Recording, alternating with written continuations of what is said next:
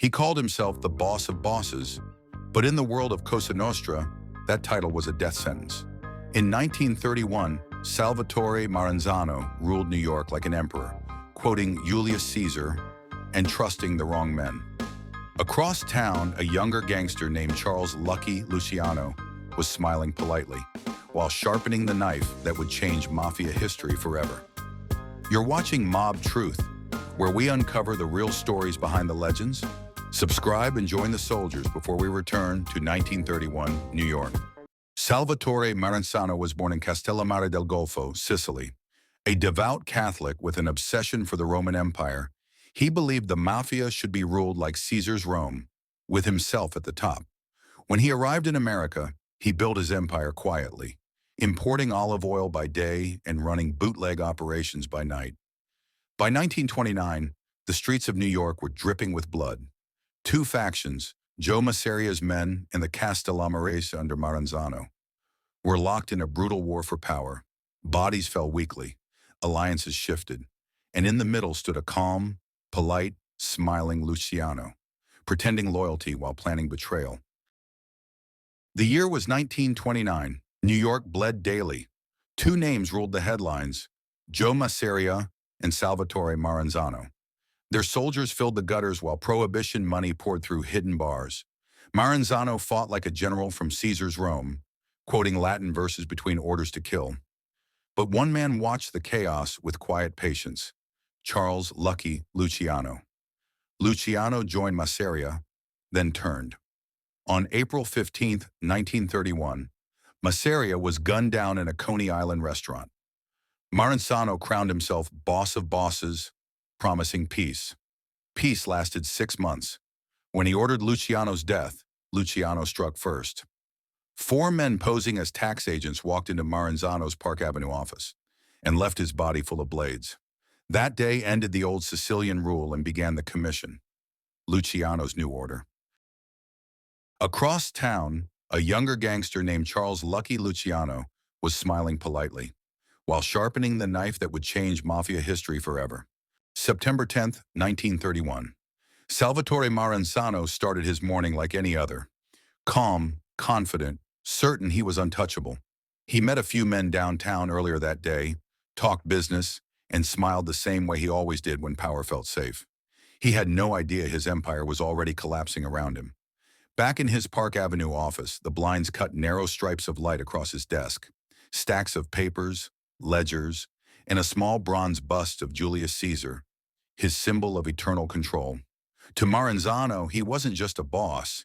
He was building an empire that would outlive them all. But outside those doors, the commission was already being born, and Lucky Luciano had made up his mind. There would be no more kings. Around lunchtime, 4 men stepped from a car. They looked official, clean coats, briefcases in hand. Tax agents from the government, or so the guards believed. They rode the elevator up, and when the doors opened, everything changed. Maranzano barely had time to stand. They came fast, silent, brutal, knives flashing, gun butts striking. His papers scattered like snow across the floor. The Caesar bust crashed beside him. Within seconds, the self-proclaimed boss of bosses was gone. That night, the city carried on as if nothing had happened. Streetcars rolled past glowing bars, jazz leaked from open doors, and the underworld quietly shifted its shape. Luciano had rewritten the rules. No more one man at the top. Now 5 families united under the commission. Each boss equal, each city balanced, profits shared, violence contained. For a while, Maranzano's dream of being Caesar died that day, but his death gave birth to the modern American Mafia, structured, organized, unstoppable. Salvatore Maranzano, a man who dreamed of ruling the American Mafia like Julius Caesar ruled Rome. But in New York, every Caesar meets a Brutus. Born in Castellammarese del Golfo, he came to America chasing business and power. He spoke softly, prayed daily, but his mind was a weapon. By the late 1920s, his name carried fear from Brooklyn to Chicago. The streets turned red. 2 empires clashed. Joe Masseria's old guard Italians against Maranzano's Sicilian loyalists. Gunmen stalked cafes, taxis, even church steps. Week by week, the bodies piled higher, and police found nothing but silence. Luciano watched both sides bleed. He dined with Masseria by day, meet Maranzano by night, always smiling, always listening. He knew neither man could bring peace, only another funeral. April 1931. A quiet lunch in Coney Island. Luciano excused himself to the bathroom.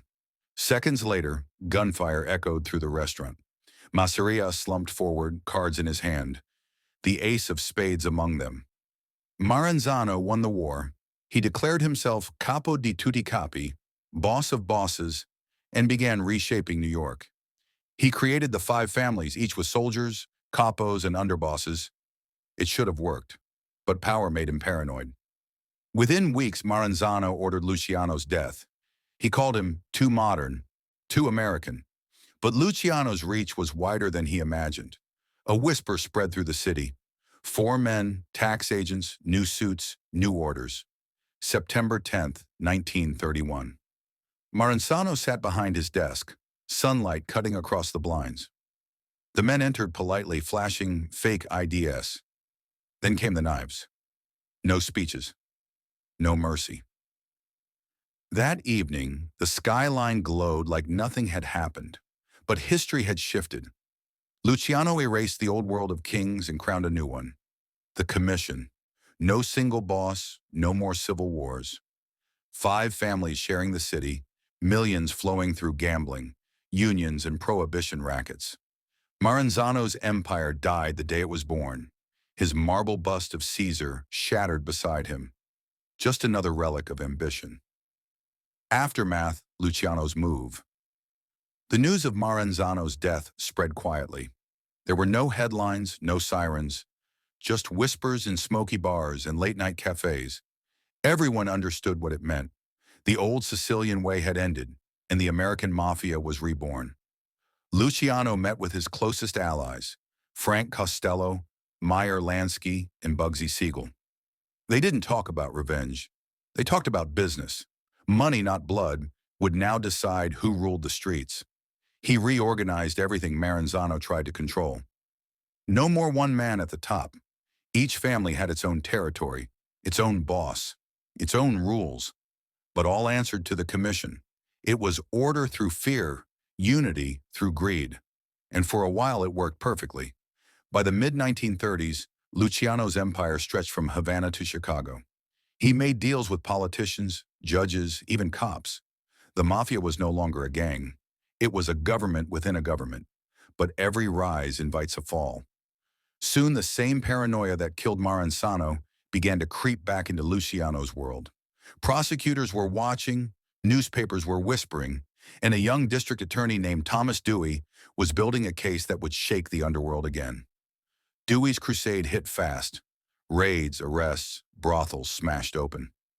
By 1936, Lucky Luciano, the man who ended Maranzano, was behind bars on vice charges he swore were false. From a prison cell, he watched the empire he'd built scatter like ash. But his structure survived. The Commission held. Even locked away, Luciano still moved pieces through men like Costello and Lansky. The families adapted, switching rackets, controlling unions, feeding millions during wartime contracts. Every deal, every handshake still traced back to the rules set the day Maranzano died. Historians later called it the birth of modern organized crime. Maranzano wanted an empire built on ancient order. Luciano built one on modern corruption, and it outlived them both. New bosses came and went, but the blueprint stayed. 5 families, 1 commission, silent loyalty. The system that runs the shadows of America to this day. Salvatore Maranzano dreamed of ruling like Caesar, but in the end he met the same fate. His empire fell not to an army, but to ambition sharper than his own. His death marked the end of the old world and the birth of the modern mafia. You're watching Mob Truth. Don't forget to like, subscribe, and join the soldiers. Every view keeps history alive.